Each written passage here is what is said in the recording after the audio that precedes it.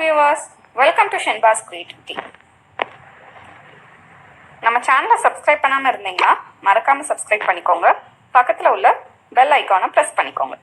Friends, இன்றைக்கி நம்ம பார்க்க போகிற ரெசிபி தக்காளி ஊறுகாய். தக்காளி ஊறுகாய் பண்ணுறதுக்கு 1 கிலோ தக்காளி பழம் எடுத்து வச்சுருக்கேன். நல்லா பழமாக எடுத்துக்கிங்க. அதை நல்லா கழுவி தண்ணி இல்லாமல் துடைச்சிருங்க. இதை சின்ன சின்ன பீசஸாக கட் பண்ணி எடுத்துக்கலாம். வெந்தயம் 1 டீஸ்பூன், கடுகு 1 டீஸ்பூன், கருவேப்பிலை 1 கொத்து ட்ரை ரோஸ்ட் பண்ணி அதை மிக்ஸி ஜாரில் போட்டு பவுடர் பண்ணி எடுத்துக்கிங்க. இந்த கடுகு வெந்தய பொடி தக்காளி ஊறுகாய்க்கு ஒரு நல்ல ஃப்ளேவரையும் டேஸ்ட்டையும் கொடுக்குது. ஒரு பேன் அடுப்பில் வச்சு நல்லெண்ணெய் ஊற்றிக்கலாம். ஊறுகாய்க்கு எண்ணெய் கொஞ்சம் அதிகமாக ஊற்றினாத்தேன் நல்லாயிருக்கும். எண்ணெய் காஞ்சதும் கடுகு போட்டிருக்கேன். கடுகு பொரியட்டும். எண்ணெய் 60 ml ஊற்றிக்கிங்க. இப்போ கட் பண்ணி வச்சுருக்க தக்காளியை எண்ணெயில் போட்டு நல்லா வதக்கணும்.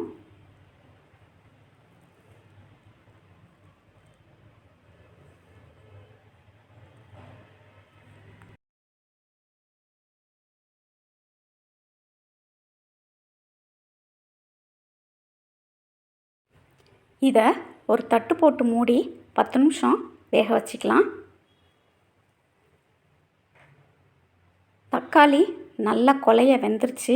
இப்போ இதில் பவுடர் பண்ணி வச்சுருக்க கடுகு வெந்தய பொடியை சேர்த்துக்கலாம்.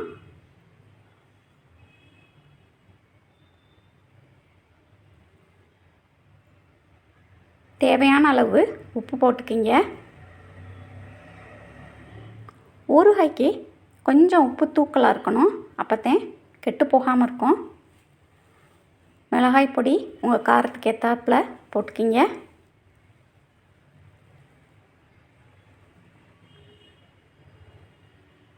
பெருங்காயத்தூள் 1/2 டீஸ்பூன் அளவுக்கு போட்டுக்கலாம்.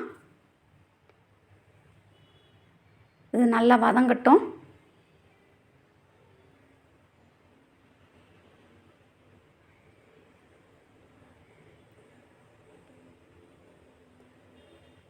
இப்போ இதில் உப்பு உரப்பு கரெக்டாக இருக்கான்னு ஒருக்க செக் பண்ணிடுங்க.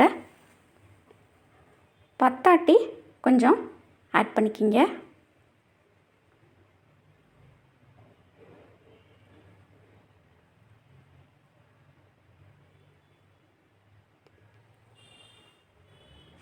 நம்ம ஊற்றின எண்ணெயெல்லாம் நல்லா தெளிஞ்சு மேலே பிரிஞ்சு வரணும்.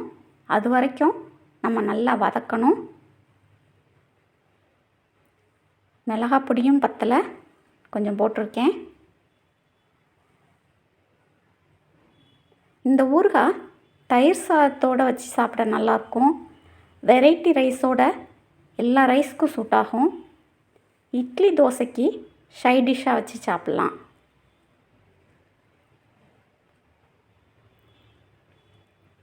பத்து 15 நாள் வச்சு யூஸ் பண்ணலாம்.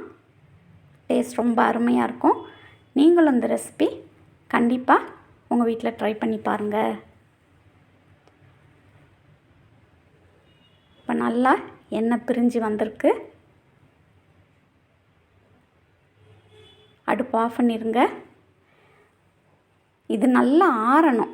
ஆறின பிறகு ஏர்டைட் கண்டெய்னரில் எடுத்து வச்சிட்டிங்கன்னா தேவையானப்போ ஒரு சுத்தமான உட்டன் ஸ்பூன் யூஸ் பண்ணி நீங்கள் ஊறுகாயை எடுக்கலாம். தக்காளி ஊறுகாய் அருமையாக ரெடி ஆயிடுச்சு.